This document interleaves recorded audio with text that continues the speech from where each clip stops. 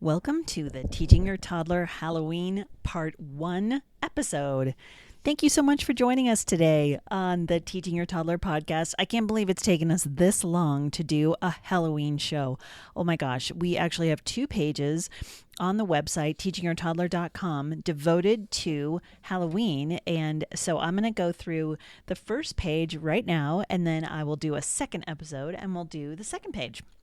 And it's got weekly activities, so much fun stuff. You can probably have double the fun with just looking at both of these pages. So here we go with the Teaching Your Toddler Halloween episode.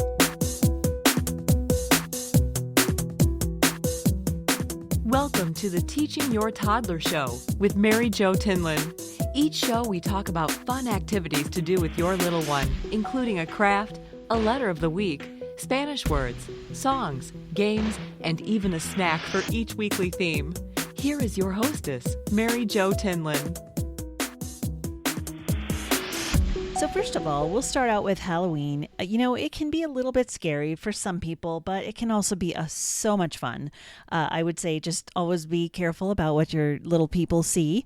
If they're watching TV or if they're in any of those kind of scary costume stores, just make sure you're careful with that. But dressing up and making crafts and maybe staying up a little bit later than normal, carving pumpkins, all those things are just so much fun.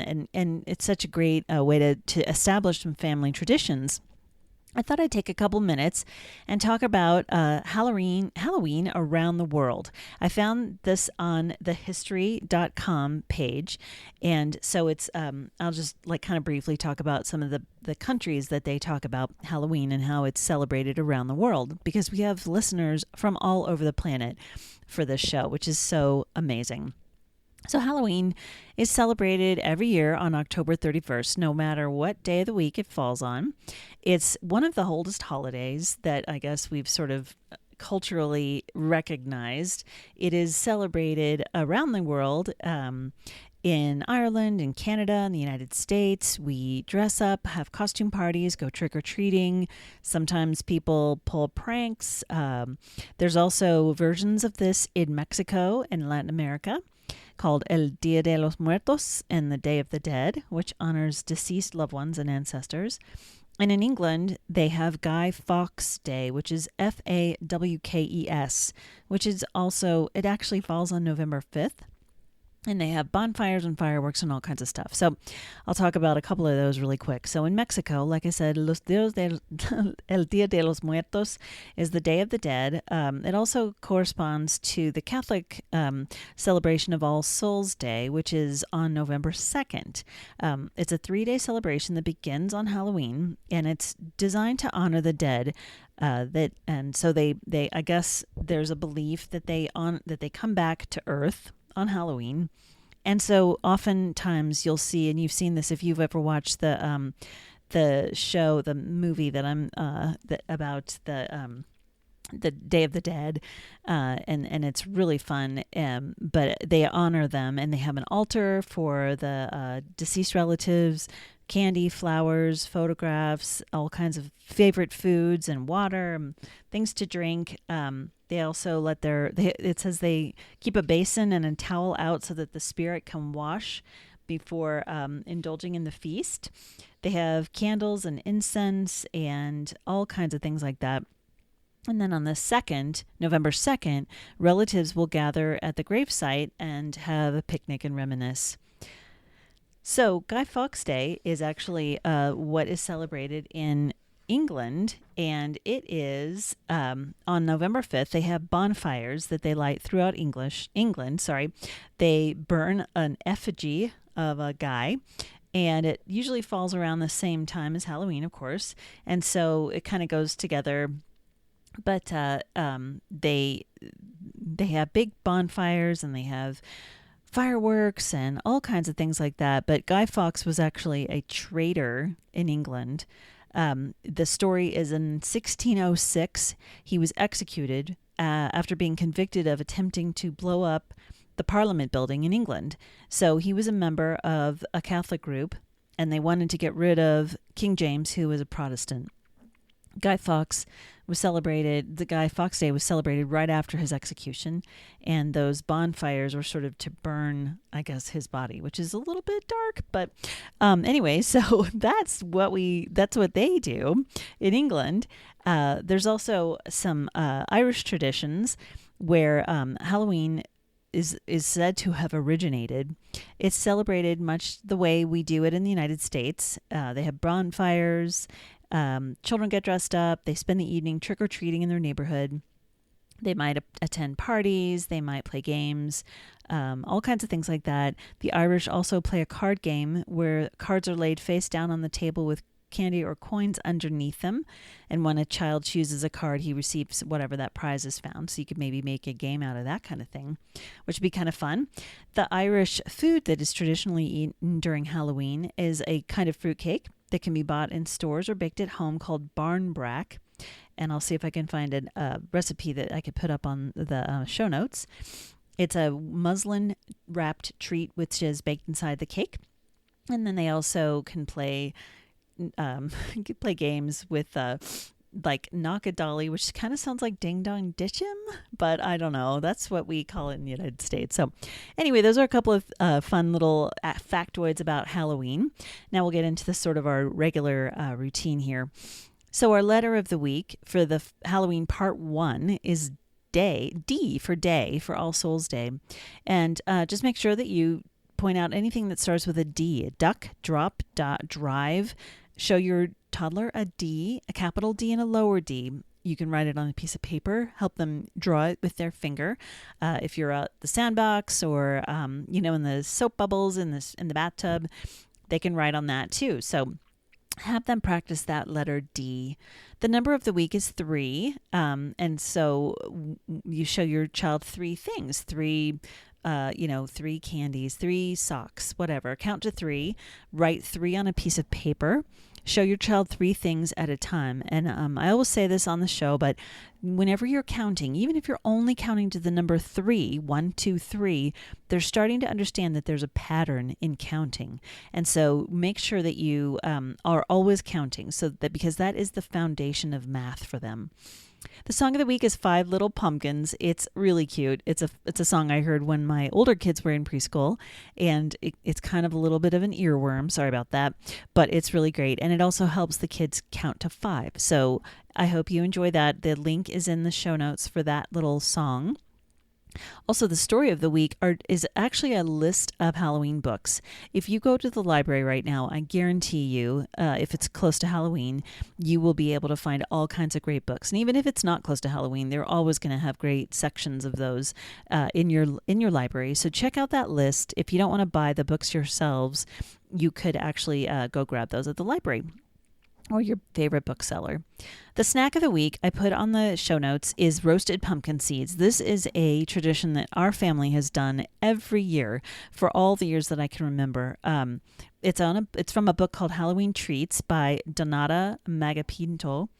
And I have a link to the book there. I don't know if it's still in print, but it's a great book.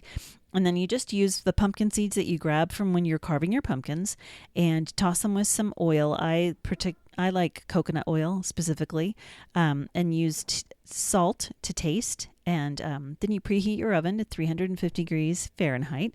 Rinse the seeds. Try to get any of that stringy, gross stuff out.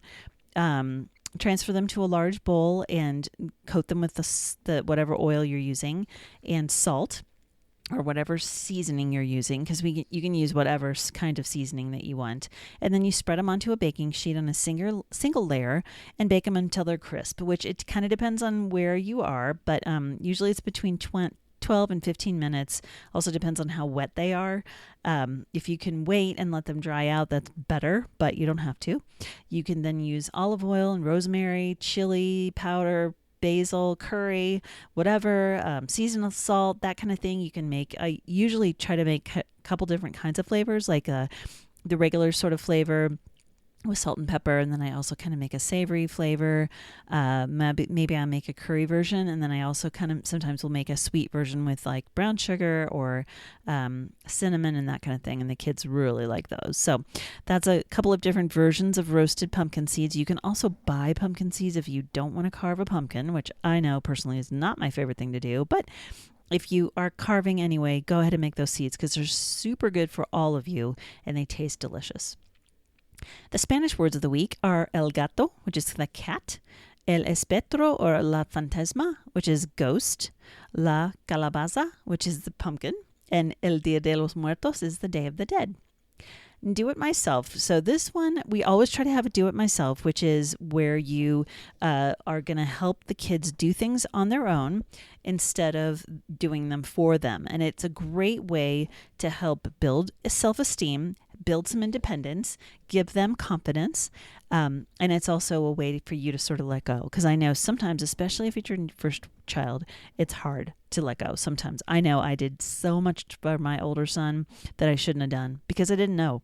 And then once my other kids got older, I didn't do as much. Anyway, so our do-it-ourself this week is pumpkin scooping. Okay, so it's gross. I know, it's so disgusting. And some kids won't touch it. I've had, some of our kids were great with it. And we had one kid that absolutely hated it. And so Dad usually ended up scooping his pumpkin because he just didn't like touching it and he didn't like to get messy like that. But some kids love it. So just whatever they're comfortable with, make sure that whatever you're giving them is not sharp. What you might do is sort of like you could cut the guts out of the sides and then sort of let them scoop it out with a big spoon if they're okay with it. You can help them sort the seeds if they're too little. Make sure you cover up your table with newspaper, or if it's a warmer day, go outside. That's the best place to do it, like on your driveway, where you can just rinse it off with the hose and be done. But anyway, I know it's very messy, and I always have to tell myself, I only do this once a year. But it's great, and my kids are old enough now that they can do it themselves, which is awesome. I just make the seeds. The activity of the week is carving a pumpkin, of course. So I have a link from a website called The Pumpkin Lady, and there are tons of carving patterns that you can download for ideas. You don't have to use it, but it just kind of gives you some inspiration if you're like, you don't want to do the sort of traditional triangle eyes and whatever pumpkin. The site will give you some great ideas, I hope. And maybe for your child too. The other thing you can do is if you don't want to carve the pumpkin, just let them draw. Use some markers. The only thing is if it gets wet, if you're going to have weather on Halloween, it might ruin the pumpkin. But just let them draw on it, and you don't have to cut it open. It's less messy, but it's also fun. You can also have them glue stuff on, sequins or feathers or whatever you have on hand, whatever you feel like doing, just as long as they're making this holiday tradition or this sort of memory. The yoga pose of the week is cat pose, which is a great stretch for your back, and it's really fun. It's basically just looking like a cat and sort of stretching your back up and down, and you can see the video that I have from the yoga video on the website. And finally, sign language, which I can never do on a podcast, but I hope you'll check it out. There's the sign for cat and for Halloween.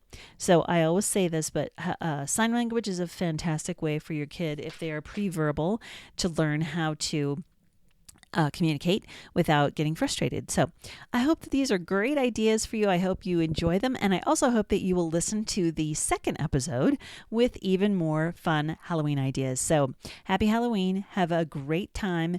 I hope that you'll give us some feedback on Facebook, Teaching Your Toddler page on Facebook, or also on Twitter at Teaching Toddler. Please tweet us. Please post on Facebook. Let us know how much fun you have.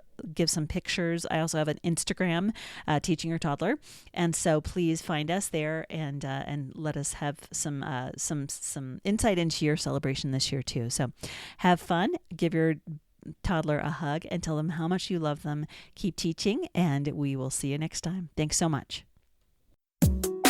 Thank you for joining us for the Teaching Your Toddler Show with Mary Jo Tinlin. We hope you had some fun and you got some great ideas for the week. Please subscribe to the podcast, like us on Facebook, and visit the website for all the links we discussed at www.teachingyourtoddler.com. This has been the Teaching Your Toddler Show with Mary Jo Tinlin. Until next time, keep teaching.